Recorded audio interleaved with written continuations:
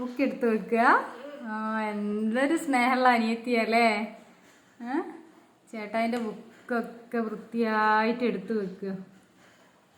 ഈ അനിയത്തീനെ കിട്ടാൻ ചേട്ടൻ്റെ ഒരു ഭാഗ്യം. ചേട്ടായി എവിടെ പോയി? ബാത്റൂമിൽ പോയതാ. ചേട്ടായിൻ്റെ ബുക്കൊക്കെ വൃത്തിയാക്കി എടുത്ത് വെക്കുക അനിയത്തിക്കുട്ടി. നല്ല മോളാ. നാളെ സ്കൂൾ അവധിയാണല്ലോ. നാളെ അവധി. ഓ ഏ അമ്പാടില്ല. ഓക്കേ. ചേട്ടായി ചിത്രം വരച്ചത് അടിപൊളി. Butter paper.